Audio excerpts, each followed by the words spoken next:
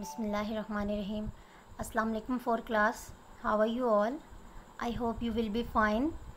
Students, here is your teacher Miss Parveen Akhtar, and today this is our lecture number 26, chapter number 11, page number 118 and 119. Our topic is the 1000 rupee note. In previous lecture we have completed the first half part of this chapter, and today we will read the remaining part of this chapter. Students, have you understood the story in previous lecture? Okay, now I will tell you. In previous lecture, students, we have already read about a woman who wanted to buy some things from Hyderabad. She went to Hyderabad by a bus which was overloaded with people and their things, their baskets, their sacks and many other things. Now try to understand the story by reading. The lady rubbed her eyes and said to herself, I really must stay awake. I have a lot of money in my purse, and if I fall asleep, someone might take it. She carefully opened her purse to check it if her money was still there. To her shock and dismay, the purse was empty. Empty means khali. She put her purse away quickly and sat quietly, thinking about what she should do. She looked at the woman sitting beside her. Her eyes were shut and she was snoring loudly. Okay, students, snoring means खराटे लेना, सोते हुए खराटे लेना. Said the lady to herself, I think you are pretending to sleep. Pretending means दिखावा करना, show करना. My dear, and I think you must have stolen my 1000 rupee note. Stolen means चुराना. She noticed that the woman's bag was quite dirty. Dirty means ganda. She also noticed that the woman's clothes were old and worn. पुराने थे, फटे हुए थे उसके कपड़े. The woman was certainly not rich. Rich means गरीब. Sorry, अमीर. She felt sorry for her, but she also felt very cross. She decided not to make a big fuss or call for the police.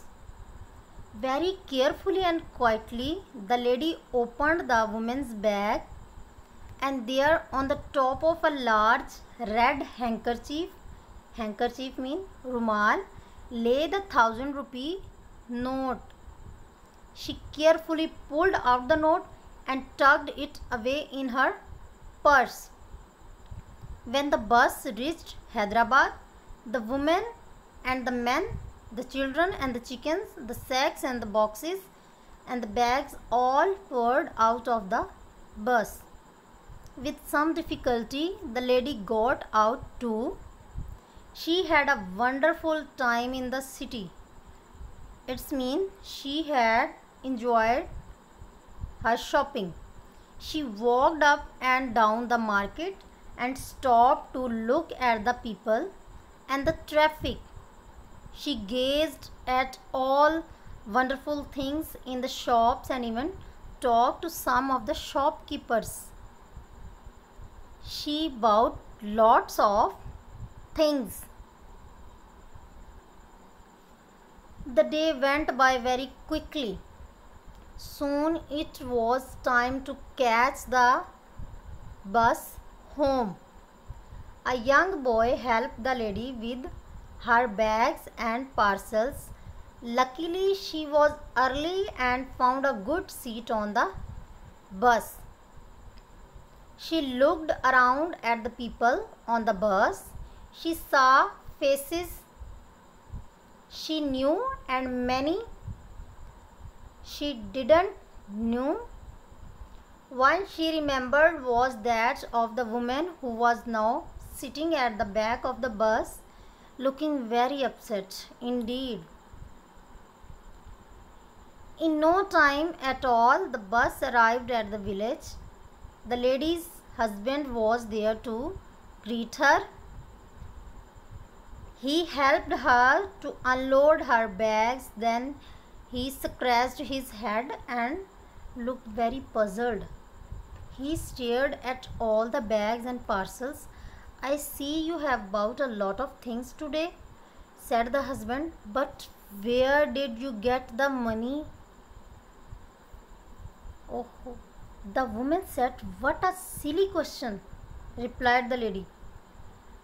Why you gave me 1,000 rupee note this morning? I did, said the man. But when I got home from the fields, the note was still lying beside your bed where I left it. The lady said nothing.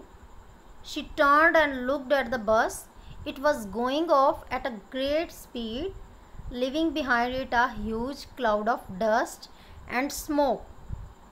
She now knew why the woman on the bus had looked so upset. Have you understood? I have. I hope that you have also understood the story of this chapter. Your diary is here. Chapter number 8, page number 118 and 119 reading. Take care of yourself, students. Allah Hafiz.